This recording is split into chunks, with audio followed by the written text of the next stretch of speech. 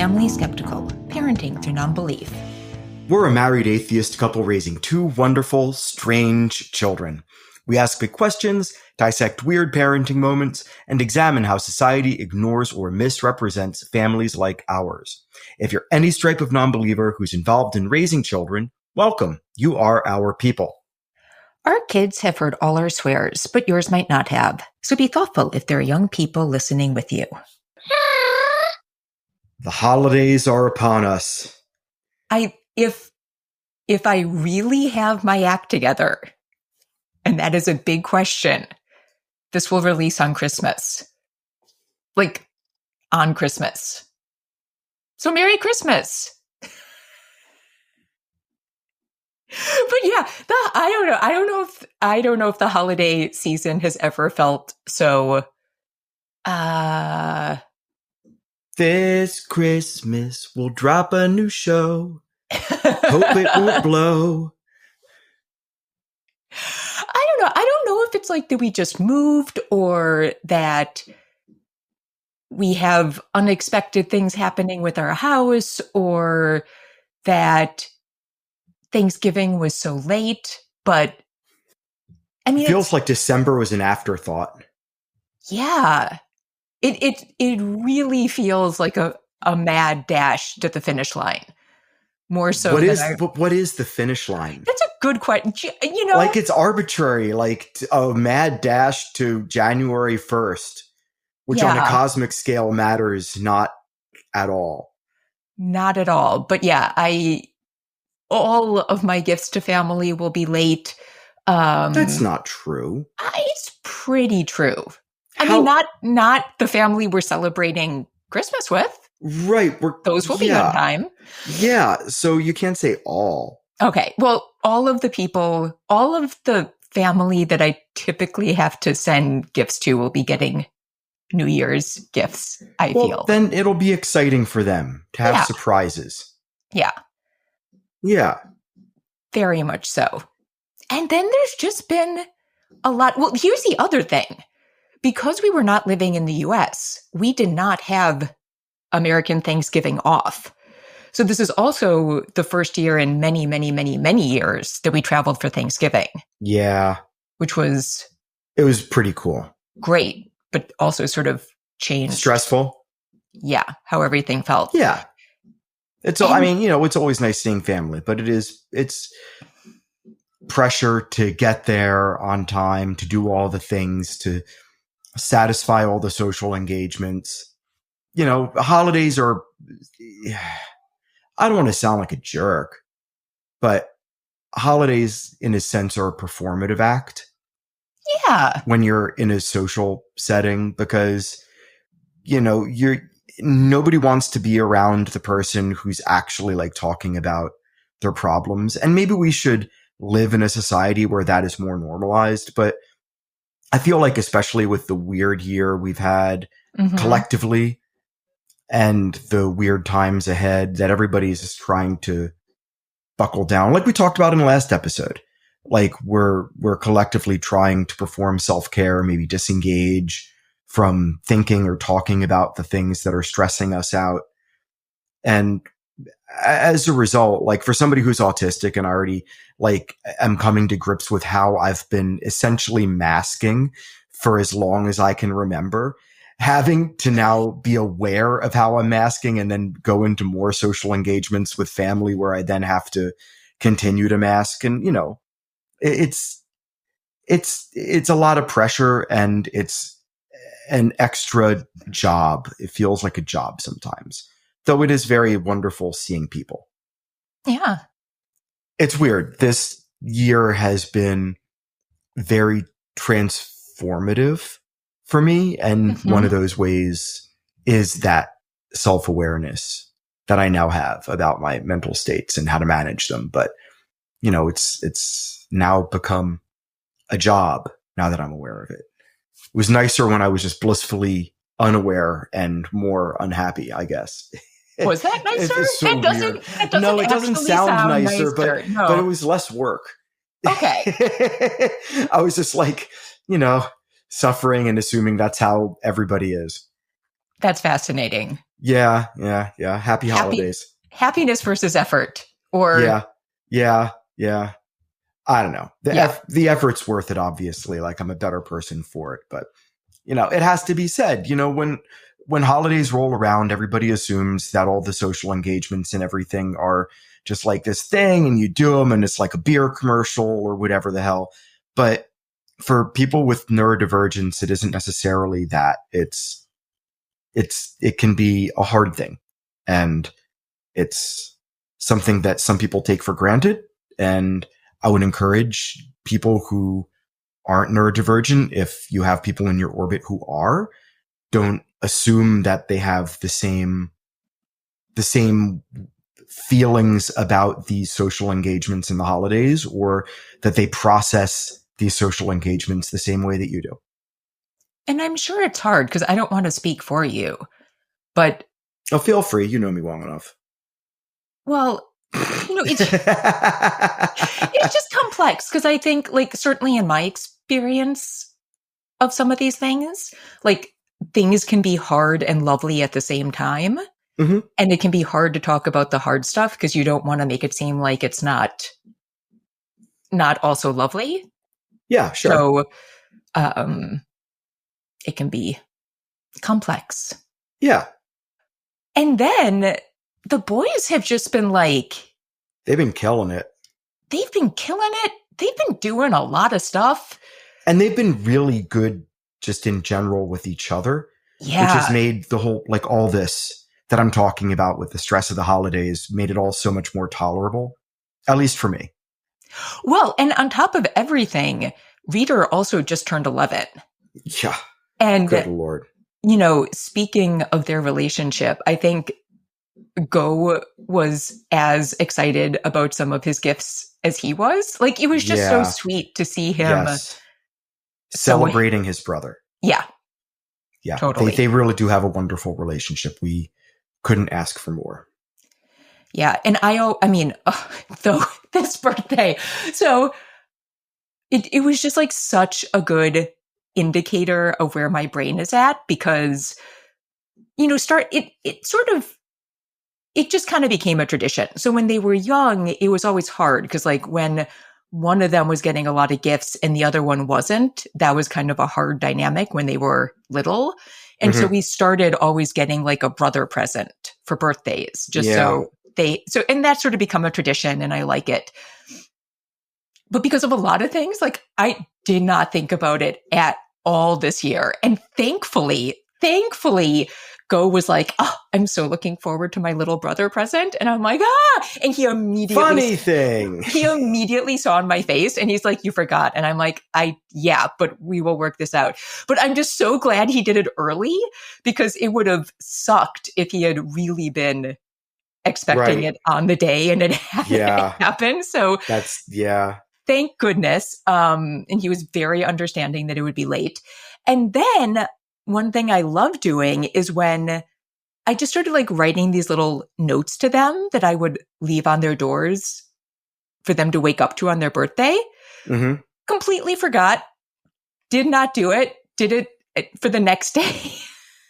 Yeah. I'm like, this is fabulous.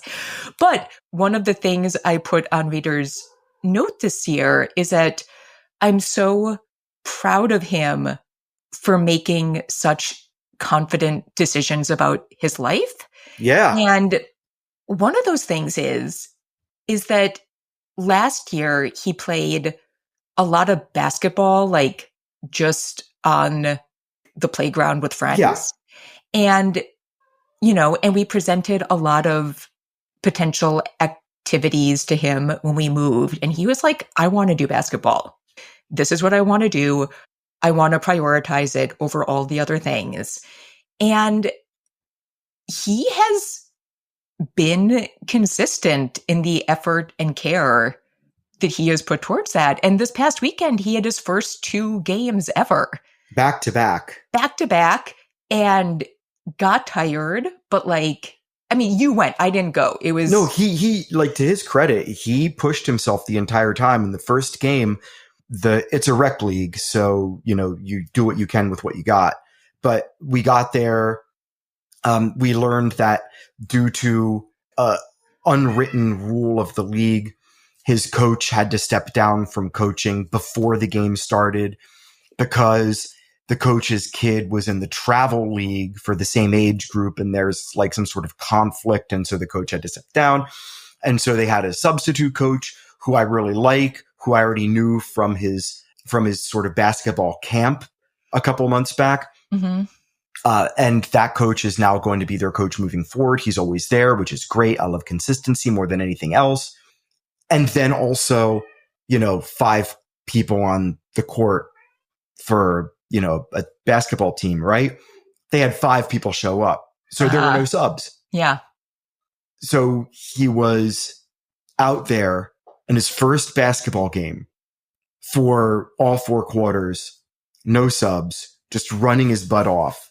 He definitely was the least experienced kid on the team, just from me talking to the other parents about their kids' experiences with the league and stuff. But he fought for rebounds. He made really great plays and assists. He actually made shots from the field. He had a really cool rebound, and he hustled all the way down to the other end of the court and made a layup. It was just like, I was so proud of him, not just because of all these things that he was doing physically, but also his attitude about it. He never complained. And even though his team had no subs and the other team had subs, and so the shooters were able to rest, his team almost won. And he was so proud of losing by 2 points that I knew that he had made the right decision for himself, per what you just said a moment ago about him making these choices about what he wants to do with his time. And so I was very happy for him that he felt validated for his decision to pursue basketball, because it isn't obviously just when you win, you learn more from your losses, I think. And it's also cool because he really likes Michael Jordan. I don't know why. He's a 90s kid. There you go. But he really likes Michael Jordan. And ironically, his team was named, because he had no way of knowing this ahead of time. His team is the Bulls. And he was given the number 23 jersey. So there you go. Yeah. And then they won the second game. Yeah. By a wider margin than they lost the first. I was just so happy to see him feel fulfilled and to be engaged between the 2 games, watching one game of the 3rd and 4th graders and studying how they're playing, taking 10 or 15 minutes before his second game to go over with some of the kids and, warm up again. He just stayed in the zone the whole time. It was great. It was great to see. Yeah. He really putting his best foot forward. And just all from him, Yeah. I didn't have to push for any of this.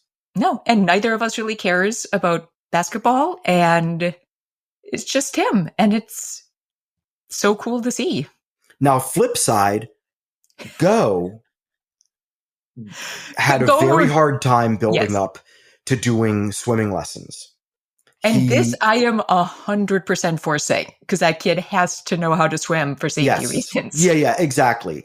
But over the last couple of weeks, he's sort of light bulbs have gone off in some of the things that were holding him back, as far as like getting his face in the water, managing his breath, that sort of confidence boosting stuff that's really necessary to really progress. Yeah.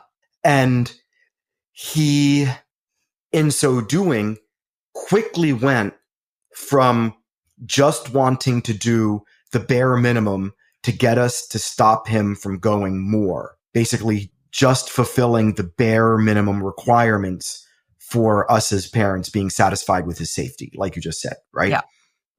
To now, he wants to go through the program fully, just like Reader just did. Oh, wow. He wants to keep going all the way to finish Pro 2 and to max out the program. Not necessarily keep going with the competitive team. Like Reader didn't want to do the competitive team. He wanted to do basketball, which is clearly not a bad choice. No. But Go went from not wanting to go to thinking that he couldn't do it, to me having to fight with him to do the thing, bribing, all this sort of nonsense that I'm sure a lot of parents out there have had to do with their kids in other activities, to him wanting to go, passing this past week, his first level finally. And then he'll probably race through the second level because he now has the confidence. This is the kid where it's binary. Yeah. He either thinks that he can't do it and makes excuses about not wanting to do it, about why he can't do it, this, that, or the other thing, or he is supremely confident to the point where it's almost hazardous to his health. So we're getting towards the other thing now, which, considering how many coaches and, lifeguards are on duty, probably is not the worst thing in the world. Yeah. But it's been fun to see on both sides. And, just so Go, when he didn't want to be doing it, we had so many conversations where he's like, I don't need it for safety. Yes. I am never going to want justifications. I am never going to want to go on a boat. I am never going to want, and I'm just like, you don't know that, but just the complete dedication to his argument. Well, in that sense, he's already a teenager. It's really funny. Yeah. He's a lawyer in the making. Oh, he shows no interest, but I just think he might be born for it. Well, with his sense of justice, he really should go work for the ACLU. Oh, yeah. Yeah.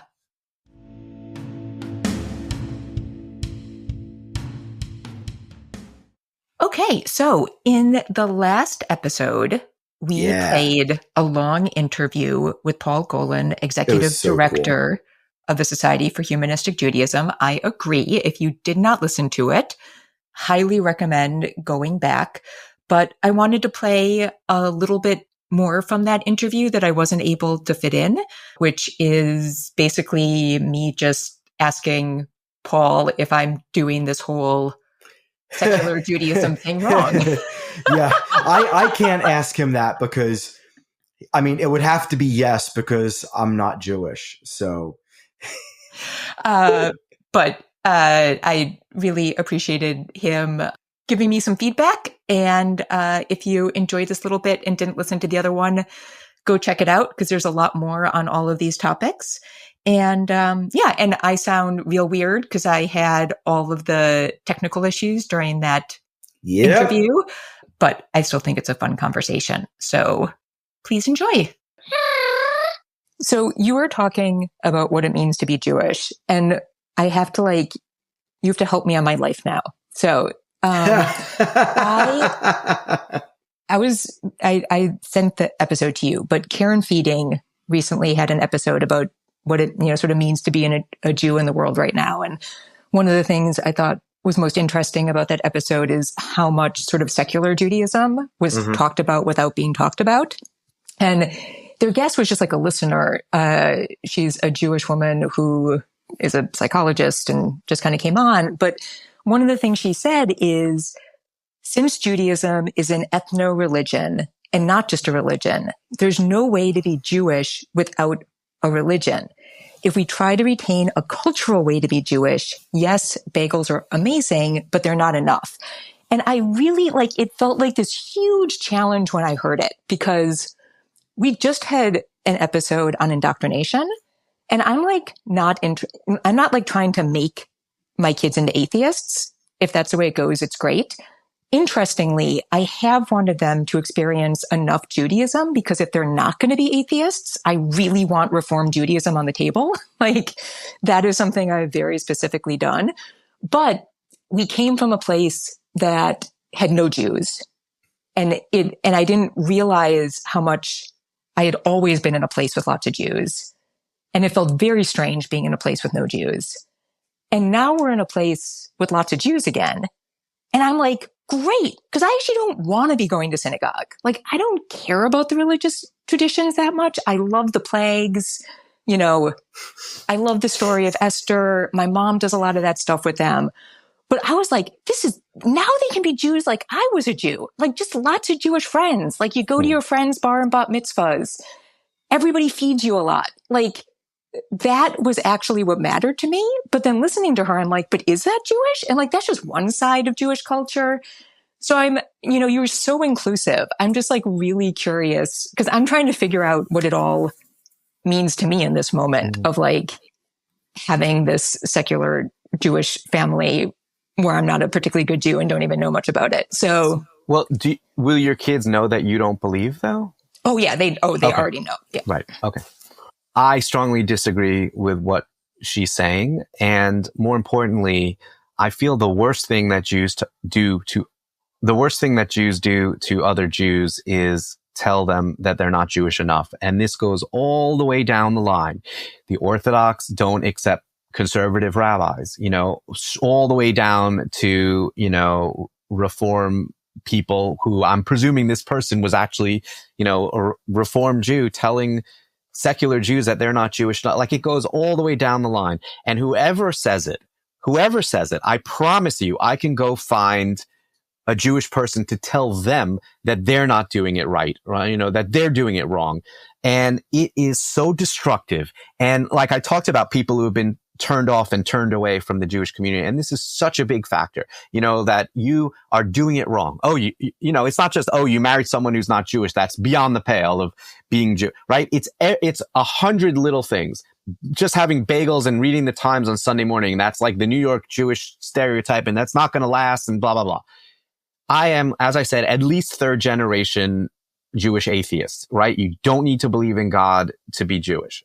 Put everything off the table, right? And so again, I would go back to the definition that we have on our website, which I think is very inclusive. And it is basically, do you identify with one or more of these aspects, whether it's Jewish culture, identity, history, peoplehood? It's absurd for us as less than 1% of the global population to start parsing out who's in and who's out. It's not like if we don't maintain these strong walls, all of a sudden everyone will want to be Jewish. If it's not your fear, let me quickly dispel you of that. We are not worried about people barging down the door to be Jewish. And again, like, people will point to like the absurdities. I get they're very worried people about Messianic Judaism, right? Jews for Jesus. And by the way, the Messianic Judaism is diverse. So there are groups like Jews for Jesus that are purposely trying to convert Jews to Christianity, which I find to be anti-Semitic. And then there are Messianic Jews who are just doing their own thing, which I find to be confused. But it's not for me, but I have gone through a process myself personally where that doesn't offend me. It does offend me if anyone is trying to convert me because they think I don't have the truth and they do as far as religion when they can't prove it either, right? If I'm wrong about something and you have proof and you show it to me and I still maintain my belief, then I'm the jerk, right? But if you're coming at me with something that is completely made up anyway, which it is, and you can't prove otherwise, then you're the jerk. So anyway, I think that there is some fears. I think it's all fear-based, frankly, because and I'm not putting people down for those fears, because all you need to do is look at Jewish history to understand that many of those fears are justified. But I think even with the increase in anti-Semitism over the last couple of years, we're in a place now. And look who's on the front line now of white Christian nationalism. It's not the Jews, not yet. It is trans people. It is LGBTQ. I think it's women even before Jews in a lot of ways. So remarkably, we still have some privilege that we can use to help advocate for those groups before they get to us on the list. We're on the list. We're not at the top of the list this time around. So for folks who are very afraid, I hope to reassure you, unless you happen to be a trans Jew and then you're on the top of the list, right? So I'm not saying that all Jews are not at the top of the list, but the point is that I get where that fear is coming from. And I think we have to set it aside and recognize that what is going to be more powerful in the future is not a fear-driven community, but a community of inclusion that says, hey, we have something that's meaningful to us. If you find it meaningful, we'd love to share it with you. Period. No strings attached. No, you must first remove a piece of your penis, which is, the entry point for parts of our Jewish community. Now, I would also add, for those communities, if that's the price of entry, go for it, right? I think that, again, in fundamentalism, which in Judaism is ultra-orthodoxy, people will go through those hoops because they want that. And that's fine. Everyone gets to pick what their gate is that they're going to gatekeep. But this woman was gatekeeping for all of Judaism, and you don't get to do that. Our Judaism is valid. You can gatekeep for your Judaism. But if she's coming from Reform Judaism, I hate to tell her, but she needs to look around at other Reform Jews, most of whom would say, I never go to synagogue more than 3 times a year. I'm happy just eating bagels as an expression of my Jewish identity. I celebrate Christmas with my relatives from other backgrounds, and I'm still as Jewish as you. And what you do with that is for you to do with it. But don't, it's so destructive to turn around and say, well, then you're not really Jewish, which I've heard over and over again. And that's why, I'm so glad that you started off with the idea that your mother needs to be Jewish in order to be Jewish, because that's the ultimate gatekeep that happens even today in the Jewish community. And I hope if people take one thing away from this, it's that most Jews in America don't believe that anymore. Outside of America, yes, because they didn't have a liberal Jewish approach that we do. And it's why most other Jewish communities, like in England and Australia and France, are in decline because they couldn't accommodate intermarriage. And intermarriage, love is way more powerful than liberal Judaism. And so the only choices those communities, and Canada too, the only choices those communities gave to intermarrying Jews was conversion or the door. And most choose the door. So in America, the Reform movement very presciently, and Reconstructionism as well, said, we don't want people to leave over this. We recognize why this is happening, and it's because of inclusion and love. There was no intermarriage in America, or no significant intermarriage in America until the 1960s. And the reason wasn't because the 5% of Americans that were Jews were saying, we're not going to marry the rest of you. It was because the 95% of Americans were like, if my daughter marries a Jew, it's a disaster, right? That didn't change until the early 60s. And certainly, frankly, after the 67 war, where Israel became a world power, frankly, and Jews took pride in being Jewish. Like, it really flipped a lot of things in American Judaism. And suddenly it wasn't a disaster for Christian Americans to have their kids marry a Jew. And once Jews became a model minority, it was impossible to stop the flood of intermarriage because anti-Semitism declined. So all intermarriage emerges out of great things, inclusion and love. And then for a community to say, I'm glad that this great thing happened to you. Now abide by our rules or get out. It was so destructive. And when Reform accepted patrilineal descent as a response to the rise in intermarriage, they were not the largest denomination at all. Conservative Judaism was by far the largest denomination in America in the 80s. And today, conservative Judaism is almost as small as Orthodoxy, and Reform is the dominant denomination because of that inclusion. Wow.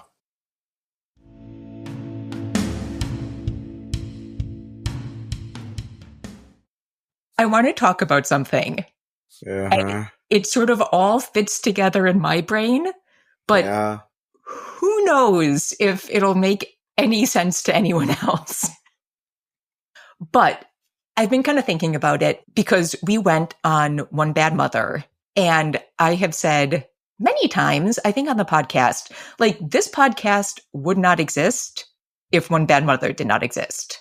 That podcast was profoundly influential for me. It completely changed how I saw aspects of parenting. It's one of the podcasts that really got me into listening to podcasts all the time. And you listen to podcasts all the time. All the time. So it was just amazing to get to go on and talk to Biz, especially since this is the last season of One Bad Mother. Biz is ending the show after this season. So that was great.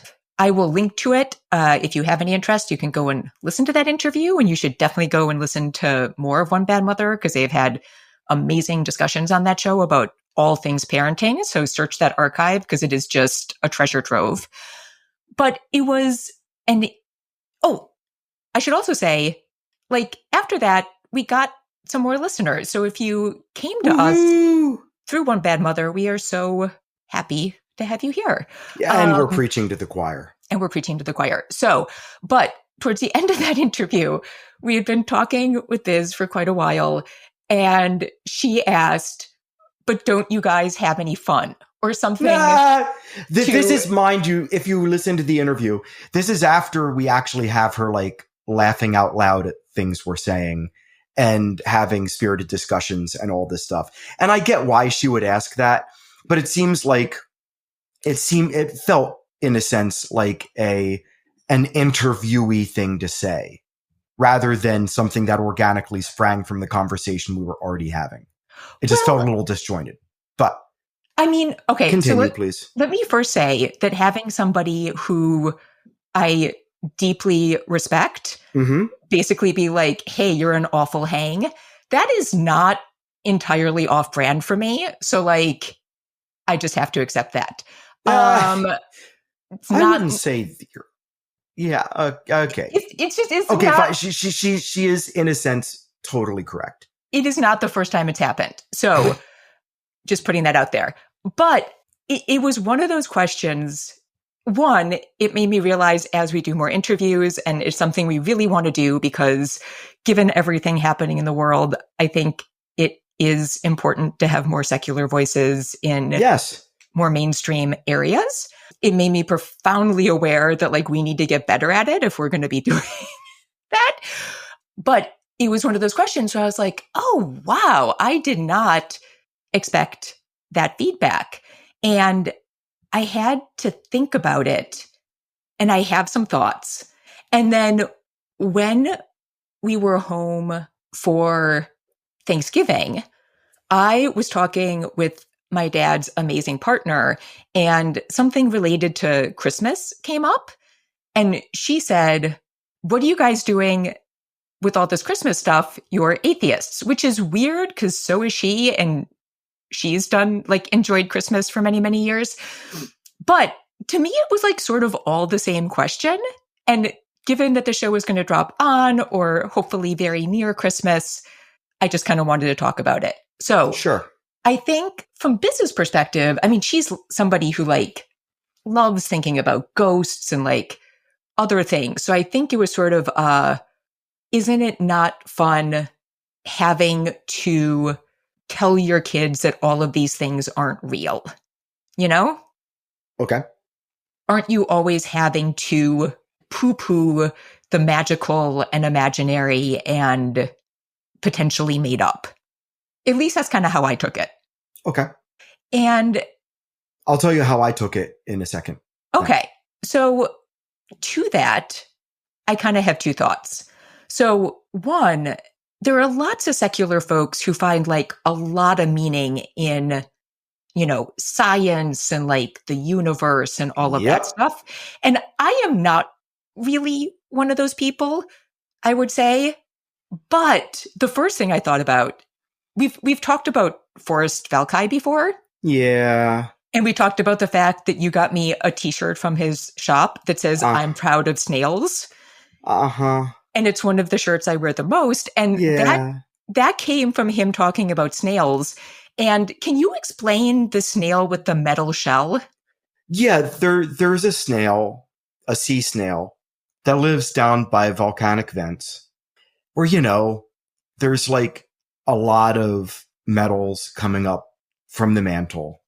And they use metals, I think it's iron, right? To maybe it's multiples to make their shells. So they're volcanic snails that live in, they're extremophiles because of that. I think that's how you would classify them. I mean, like they live down there doing the thing. And they're so badass that they're like, all right, I see you magma flow. I'm going to make a shell out of you. And so their shells are like metal.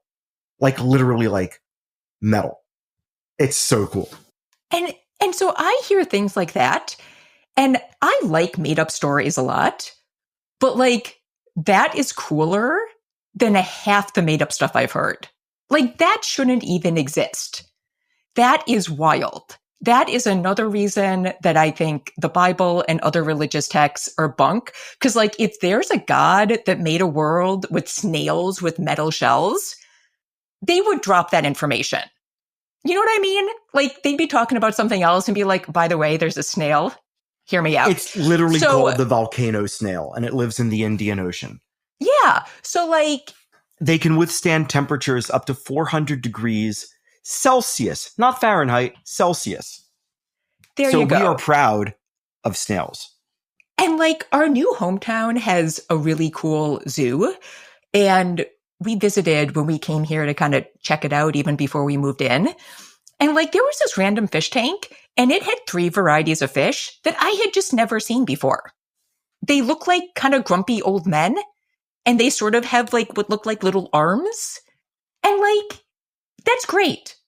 I am, almost 45, and like there are fish that I just never knew existed that look real funny. I just find so much in the world that is like hilarious and wonderful. So to me, that is kind of the side of like, it's more fun paying attention to real things and made up things.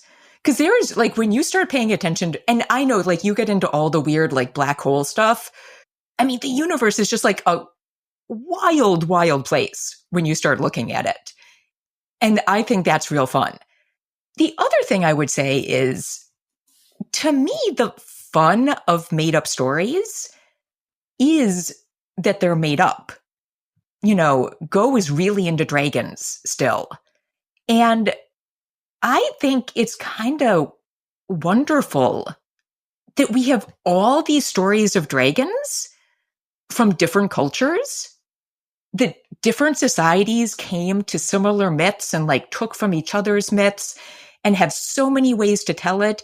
And when we talk about those stories, sometimes it's like, Go will be like, but can they do this? And I say, you know what, kid? The awesome thing is it's made up. So you can add that to the story. Yeah. Like they can do whatever you want. If you want to expand on this, if you want to make it more than what it is, if you want a dragon who can do this thing, it can do that thing. Because the really cool thing is we've been building on these stories and telling it so many different ways that it's so expansive. And I don't find like knowing that it's made up doesn't make it less wonderful to me. Mm-hmm. I am still so enthralled with those stories. I love his dragon books that like show all the different kinds, looking at them, thinking about the ones we like the most. We started reading the Wings of Fire books. I really like those, like a cool telling of the dragon story that kind of reimagines dragon's relationship to man and has like a war among the dragons. I mean, and so I'm like, I get all the joy from that. And I don't need dragons to be real for that to be a hell of a lot of fun. Yeah. I mean, we're a Star Trek family. Like when Biz asked, are you any fun? We talked about, how much we value storytelling. Mm-hmm. And as a Star Trek family, we think about the awe and wonder at what the universe could and does hold. We think about all the ways that we're connected as sentient creatures. We think about all the struggles we had to survive in order to get to where we are.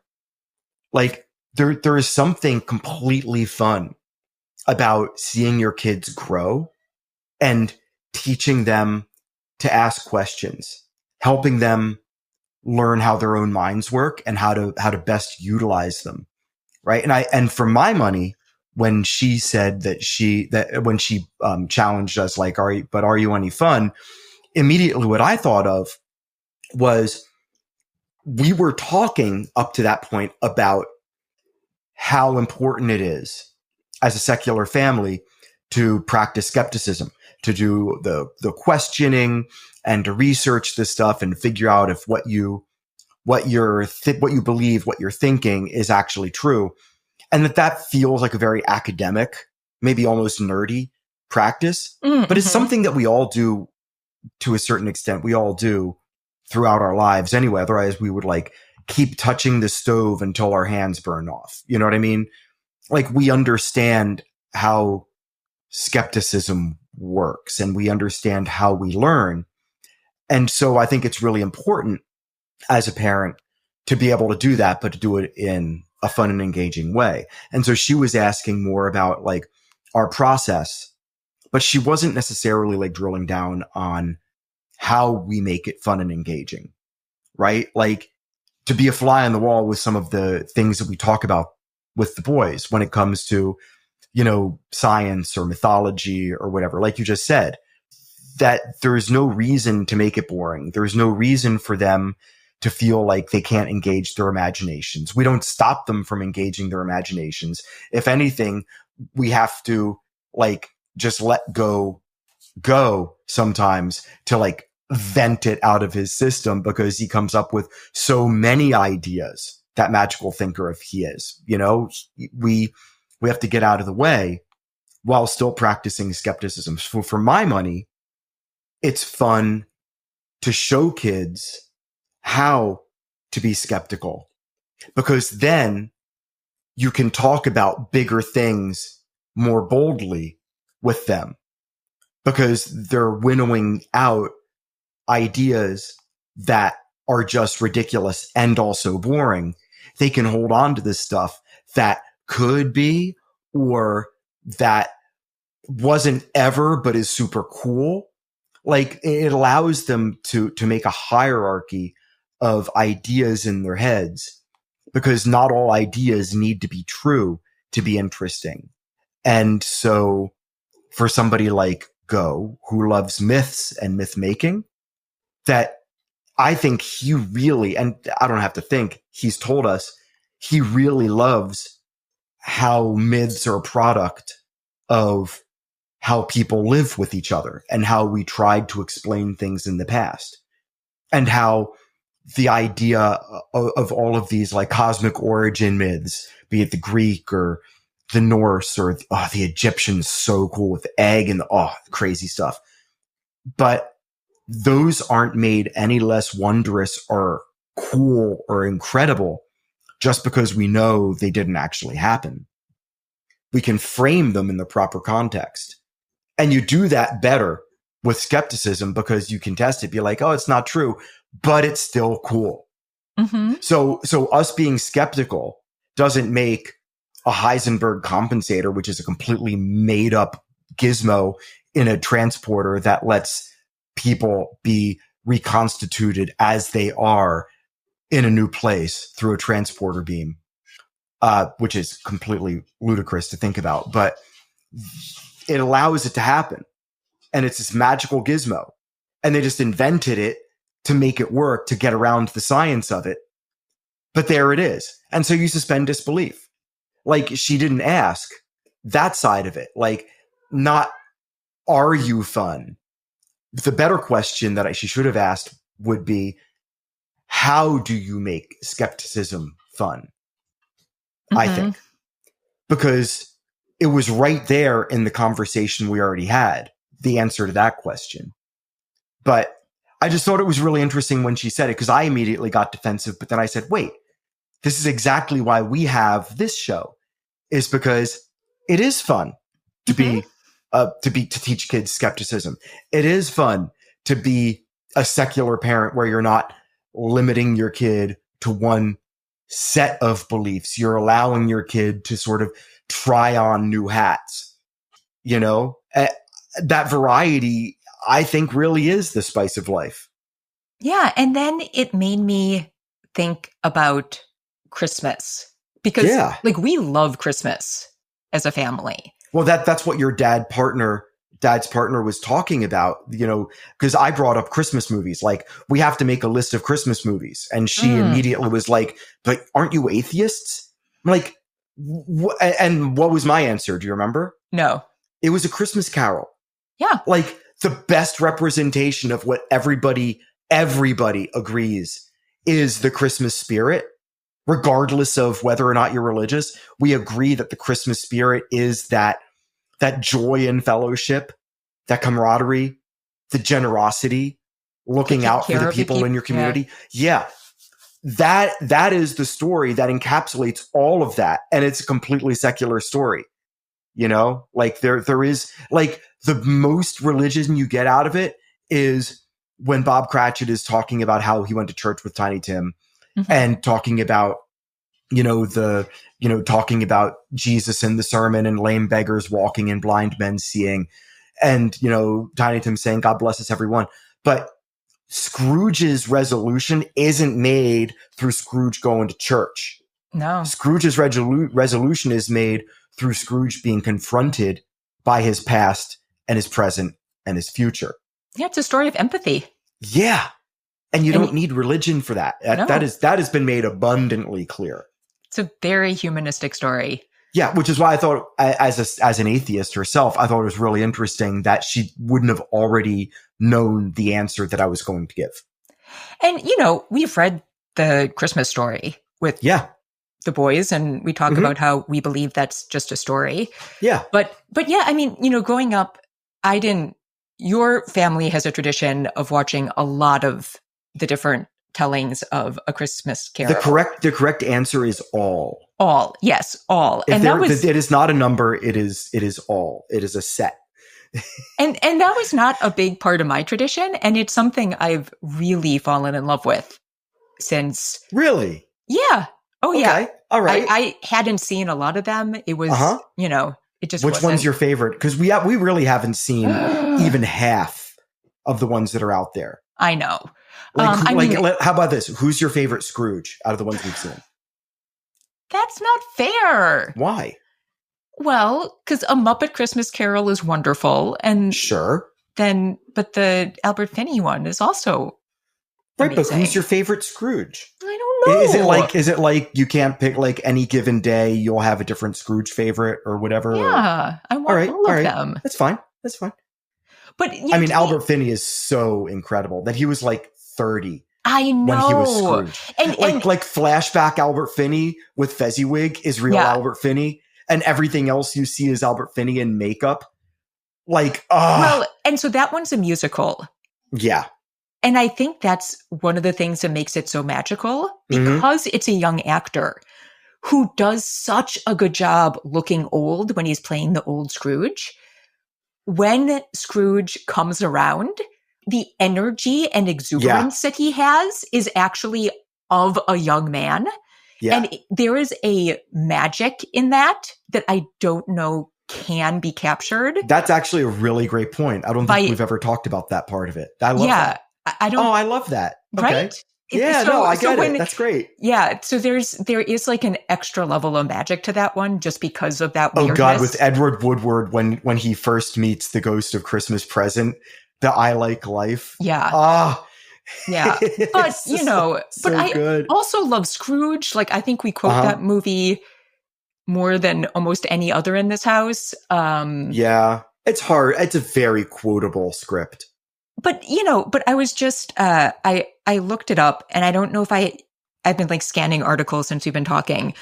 So there are a couple different tellings, but, that story on another level, like, really speaks to how I think about a lot of that stuff, because Charles Dickens basically invented how we now think of Christmas.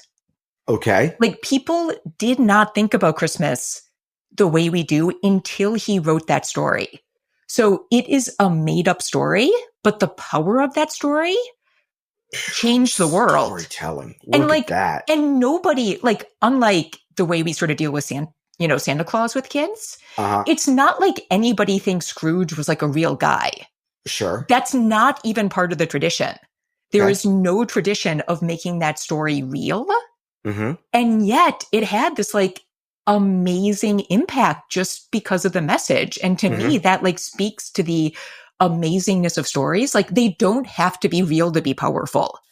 And they don't have to be real to change things or have an impact.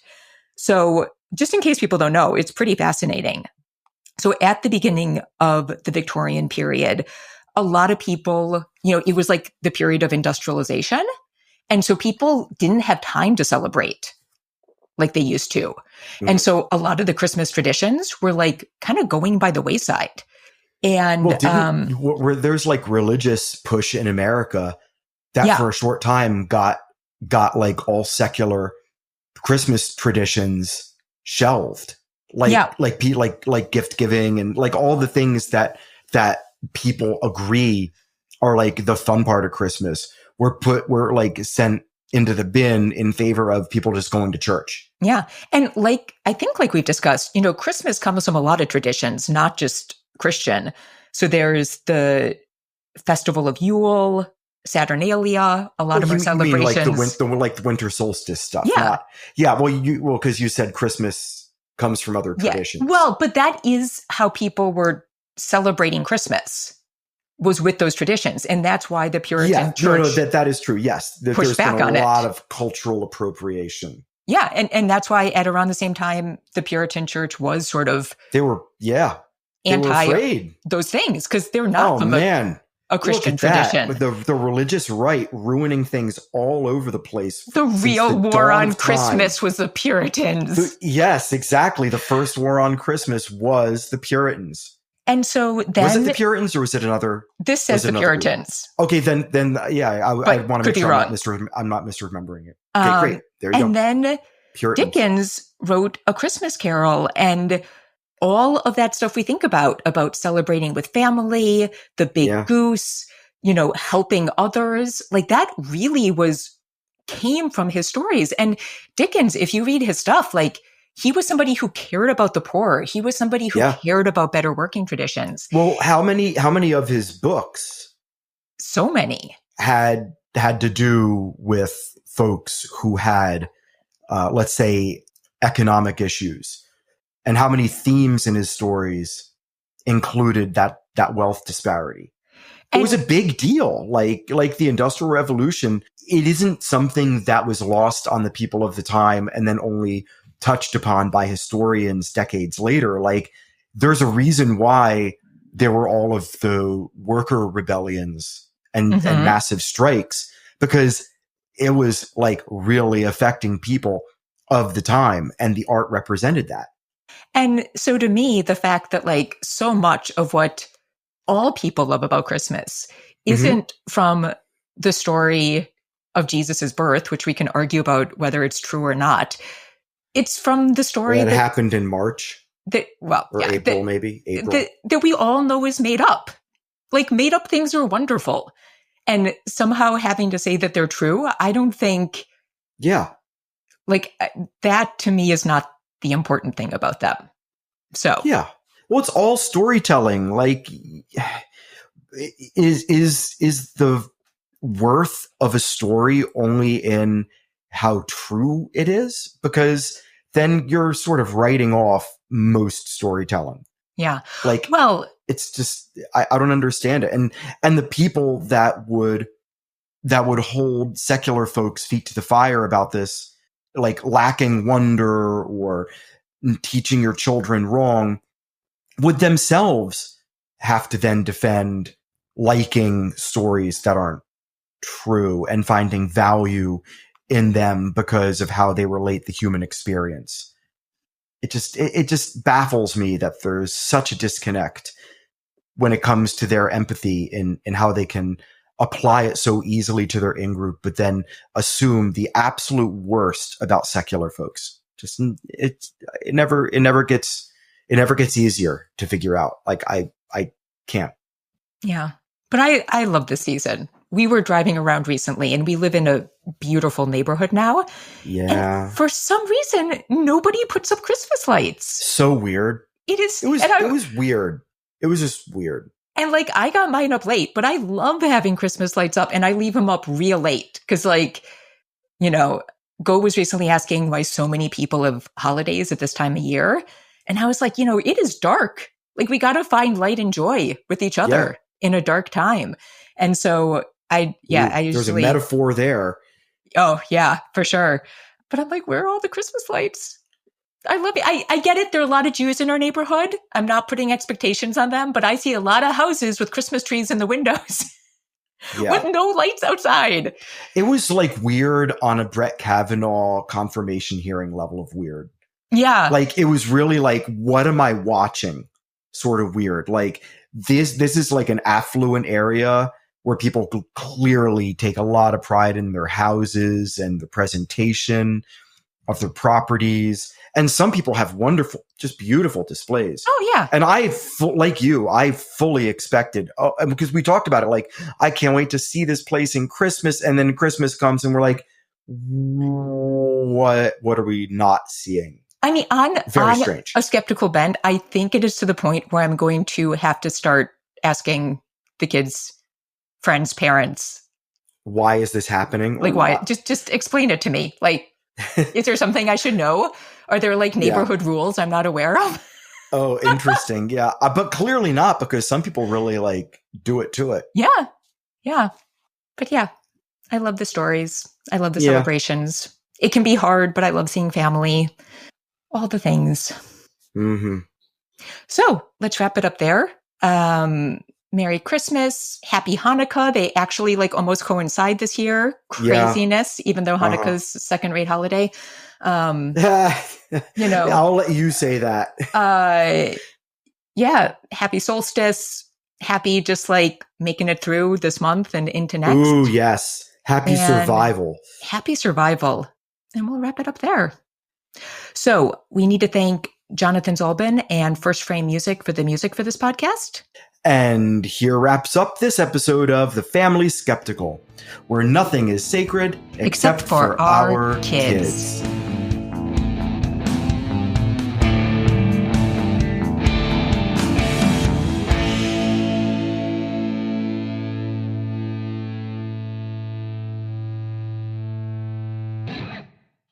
I do not hear hammering. Now it's back. Wait. Now it's off. Because it's somebody doing a job. I don't hear anything. I know, because they're not doing it right now. Okay. Are your headphones on or off? I took them off. Now they're on. Okay, whatever. Who cares? Took them off to listen. I'm going to tuck my computer in at my feet, and then we can start. Fine. Great. Speaking of weird background noises. Yeah. I just hope it doesn't come in on... He cannot be worse than the sound issues we've already had. Could you please hold the goddamn hammering, please? Could you please, for the love of God and your own bodies, hold the goddamn hammering? I had my headphones off, but I could still hear you. Good.